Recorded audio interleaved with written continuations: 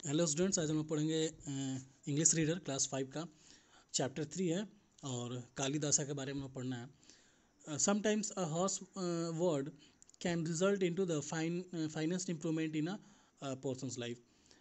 कभी कभी कभी ना एक कठोर एक शब्द जो है ना किसी एक पुरुष की लाइफ में, किसी भी एक आदमी के लाइफ में क्या करता है, बहुत ज़्यादा वो इम्प्रूवमेंट ला देता है, बहुत ज़्यादा सुधार ला सकता है। That what happened of Kalidas, जो कालिदास के साथ हुआ, who got transferred from a layman to the greatest laureate India has ever produced. Kalidas जो कि एक ट्रांसफॉर्म हो गया एक साधारण आदमी से लेकर एक बहुत बड़े एक राष्ट्र कवि के रूप में, जो कभी इंडिया में वैसा नहीं हुआ। तो कालिदास में क्या चेंजेस आया था, इसी के बारे में पढ़ेंगे हम लोग। Princess Vidyapati was intelligent, learned and beautiful. Princess Vidyapati बहुत तेज़, लर्नेड यहाँ पे इसको पढ़ेंगे, लर्नड नहीं पढ़ेंगे। लर्नड एक वर्ब है और लर्नेड यहाँ पे यानी कि एक यहाँ पे बोल सकते हैं एडजेक्टिव है, जो कि यहाँ पे इसका मीनिंग है विद्वान। तो लर्नेड एंड ब्यूटीफुल, वो विद्वान और बहुत सुंदर भी थी। She being a princess had ample opportunity to interact with royals, nobles and scholars. एक राजकुमारी रहते हुए उनके पास बहुत काफ़ी उनमें उनमें उनको मौका था और अपॉर्चुनिटी उनको मिलता था कि अपने रॉयल से, राजसी से और नोबल्स और बहुत सारे विद्वान लोग से उनको बातचीत करने का मौका उनको था, उनके पास अपॉर्चुनिटी था उनको इंटरेक्ट करने का उनसे। She enjoy to debate with them and defeat to them too. उनको उनसे डिबेट करना अच्छा लगता था, बात उनको और उनको हराती भी थी। डिबेट का मतलब होता है कि संवाद कोई भी करना, किसी भी टॉपिक पे चर्चा करना। When she was of marriageable age, जब वो एक शादी के योग जब हुई, शादी के एज के योग जब हुई, proposals begins to come from her marriage from kings and princess. अब प्रपोजल कहाँ कहाँ से, बहुत सारे प्रिंस के यहाँ से, बहुत सारे किंग के यहाँ से शादी के लिए प्रपोजल आने लगा। But she declare that she would marry only the person who would defeat her in a open debate. लेकिन उन्होंने घोषणा किया कि वो शादी उन्हीं से करेगी जो उनको कोई एक ओपन डिबेट में उनको हराएगा। Many scholars, kings and princes try to luck but they gave up to her superior logical ability. बहुत सारे स्कॉलर्स और किंग प्रिंस क्या क्या अपना ट्राई किए अपना किस्मत, लेकिन सबको क्या क्या उनके सुपीरियर लॉजिकल एबिलिटी के सामने उनको हारना पड़ा। One day, two priests named Sivadas and the Vishnudas came to challenge her in the open debate. एक बार दो प्रिस्ट, दो एक पुजारी थे, वो आए, जो जिनका नाम था शिवदास और विष्णुदास। इस चैलेंज को एक्सेप्ट करने के लिए वो खुले डिबेट में वो आए। But the result was no better than what had happened to the score of others. लेकिन रिजल्ट वही हुआ, उससे जो पहले जो हो चुका था, बिल्कुल उससे भी मतलब उससे अच्छा नहीं हो पाया। कहने का मतलब है कि ये शिवदास और विष्णुदास का भी वही हाल हुआ जो बाकी लोग का हुआ। Sad and disappointed they walked back home with their heads hung down in same. उदास होकर और निराश होकर क्या किया, वो अपने घर लौटने लगे, अपना सर शर्म से झुकाकर उनको लौटना पड़ा। The only things that wax them was the question. उनको एक ही बात उनको तंग कर रहा था, और वो जो प्रश्न था, how to defeat princess Vidyapati at her own game. Vidyapati को कैसे उसी के गेम में उनको हराया जाए। As they walked in the forest, जैसे वो फॉरेस्ट में अपना जा रहे थे, they found a man cutting a very branch on which he sat. उन्होंने पाया है कि एक आदमी उसी ब्रांच को काट रहा है जिस पे वो बैठा था। It was obvious that the man would come crashing down when the branch was cut up. यह जाहिर था कि जिसमें पेड़ को काट रहा था, पेड़ काटने ब्रांच को जब काटने के बाद क्या करेगा, वो नीचे आकर गिर जाएगा। He was the greatest fool that they could ever come across. बस तो वैसा उन्होंने उनको जो ग्रेटेस्ट जो इससे मतलब ज़्यादा बेवकूफ़ इनको मिल नहीं सकता है, ठीक है ना। An idea flash in his mind, in their mind, एक आइडिया इन लोगों के दिमाग में आया। Now they desire that they should try to get this foolish persons married with the princess. उसने क्या किया, उन्होंने अपना एक उन लोग का डिज़ायर ये था, उन लोग का ये मन था कि अब क्यों ना वो लोग कोशिश करके इस फुलिश आदमी से उनकी प्रिंसेस की शादी करा दी जाए। They asked the man to come down but he would not, उसने उस आदमी से नीचे आने के लिए कहा लेकिन वो नहीं आया. At last he came down when told that they would marry him with the princess. अंत में वो नीचे आया ये कहने के बाद कि तुम्हारी शादी एक प्रिंसेस से मैं करा दूंगा. They made him bath and wear presentable cloth, उसने उसको क्या कराया, उसको नहाया और एक वहाँ पे अपीयर होने लायक क्या किया, एक कपड़ा वहाँ पहनाया. Before they took him to the palace, वहाँ पैलेस महल में ले जाने से पहले they say to him clearly, उसको क्लियरली साफ साफ उनको कह दिया, if you want to marry the princess, अगर तुम प्रिंसेस से शादी करना चाहते हो, there is only one way, that is keep your mouth shut. तो एक ही तरीका है उसका कि तुम अपना मुंह बंद रखोगे वहाँ पे. You will not open your mouth what कम में, कुछ भी हो जाए तुमको क्या करना है, आपका मुंह बंद ही रखना है. द मैन एग्रीड, आदमी तैयार हो गया. The priest however kept reminding him to this conditions throughout their way to the palace. Priest लोगों ने जब उसको जब रास्ते में पैलेस में जब ले जा रहा था तो रास्ते में इस बात का हमेशा उसको पूरे रास्ते इसी बात का याद दिला रहा था कि तुमको कुछ नहीं बोलना है. द ओपन डिबेट्स बिगेन, अब ओपन डिबेट क्या हुआ, अब शुरू हो गया, तर्क शुरू हो गया. Shivdas and Vishnudas had already inform princess Vidyapati that the challenger had taken a Waugh of silence. Shivdas और विष्णुदास ने पहले ही प्रिंसेस को ये सूचित कर दिया था कि विद्यापति प्रिंसेस को सूचित कर दिया था कि ये जो आदमी है उसने चैलेंज लिया है साइलेंस रहने का, मतलब एक मौन व्रत नहीं होता, मौन व्रत लेने का इन्होंने चैलेंज किया है. So she agree to hold open debate by means of gesture, इसलिए उन्होंने एग्रीड किया, उन्होंने वो राजी हुई इस बात पे कि जेस्चर से हम लोग को क्या करना है, डिबेट करना है, यानी अपने हाव भाव से, इशारों में. Princess Vidyapati and the man set in the front of each other, princess Vidyapati और वो आदमी क्या हुआ, एक दूसरे के सामने बैठ गए. The king ministers and other took there seats, सभी राजा और मिनिस्टर्स लोग सभी लोग अपना स्थान ग्रहण कर लिए. द डिबेट स्टार्टेड, डिबेट क्या हो गया, शुरू हो गया. Shivdas and Vishnudas sat besides the man to interpret the meaning of the gesture. Shivdas और विष्णुदास वो उस आदमी के बगल में बैठ गए ताकि उनके जेस्चर का मीनिंग को क्या करे, वो इंटरप्रेट करके दे, तो उसके मीनिंग को जेस्चर जो भी होगा उसके मीनिंग को समझाने के लिए.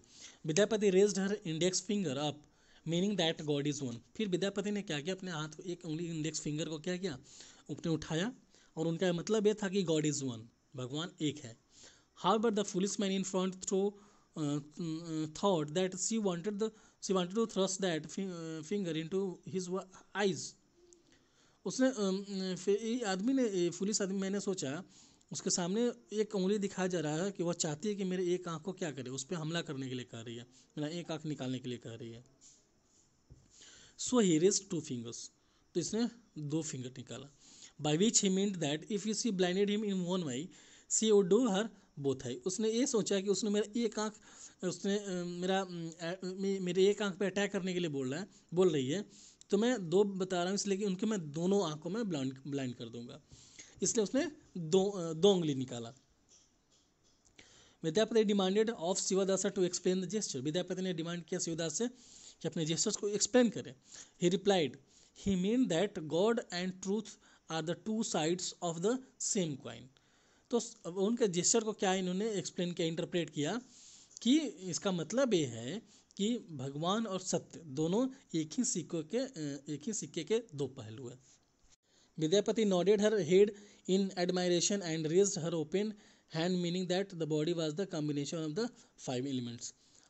फिर उसने विद्यापति ने अपना हाँ में अपना सर हिलाया उनकी प्रशंसा में भी, और फिर अपना ना क्या किया, उन्होंने अपना 5 उंगली उन्होंने अपना दिखाया, 5 उंगली अपने हाथ ऊपर किया उन्होंने, और अपने बॉडी का अपना हाथ ऊपर किया और उन्होंने 5 उंगली को दिखाया, जिसका मतलब ये था कि 5 एलिमेंट्स है, यानी कि वो बताना चाहिए कि 5 एलिमेंट्स से क्या होता है, हमारा बॉडी बना हुआ है.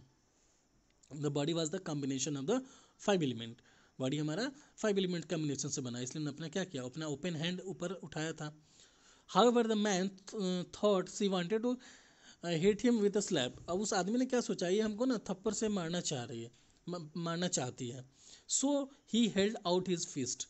जिसने क्या किया, अपना एक मुट्ठी अपना ऊपर किया है, मतलब ये सोचा कि अपने मुट्ठी से मैं मारूंगा, मुक्का मारूंगा. Vidyapati asked Vishnudas what he meant. Vidyapati ने विष्णुदास से पूछा कि अब इसको आप एक्सप्लेन करें, इसका मतलब क्या है। He said he mean that we should blend those 5 elements into one God. आपने जो 5 जो अपना फिंगर दिखा रही है, इसका मतलब 5 एलिमेंट्स से बना हमारा जो बॉडी, तो इन 5 को अगर हम लोग ब्लेंड कर दें तो क्या ये जो 5 एलिमेंट क्या बन जाएगा, एक गॉड में है, जो कि एक गॉड में होता है। सारे एलिमेंट को मिला दिया जाए तो एक गॉड में होता है। Princess Vidyapati was fully satisfied with answer. Fully satisfied हो गई विद्यापति उसके आंसर से। So she agree to marry the man. इसलिए वो अब क्या हो गई, अब उस आदमी से शादी करने के लिए तैयार हो गई। The marriage was held in all glory. शादी पूरे यश के साथ हुआ, बहुत धूमधाम से हुआ। आफ्टर द मैरिज सेरेमनी जब ख़त्म हुआ, when Vidyapati meet the man in seclusions for the first time, जब विद्यापति ने उस आदमी से प्राइवेटली जब फर्स्ट टाइम जब मिला अकेले में, she started talking with him in chaste Sanskrit. फिर उसने क्या किया, विद्यापति ने उसने एक साधारण एक संस्कृत भाषा में बात करना उन्हें शुरू कर दी। But the man looked at his face blankly. लेकिन वो आदमी उसके फेस पे मतलब निशब्द वो देखने लगा। The man was not a learned man. वो जो आदमी था वो विद्वान आदमी नहीं था। Let us tell you that in those ancient time, एक बात मैं बता दूँ कि उस समय the language of the learned and the rich was Sanskrit, while the poor and layman spokes in Prakrit. उस टाइम जो लर्नेड आदमी जो थे, विद्वान आदमी लोग और रिच आदमी लोग संस्कृत भाषा का यूज़ करते थे, वहीं गरीब आदमी और एक साधारण आदमी प्राकृत भाषा वो बोलते थे। She now knew that a cruel game had been played on her.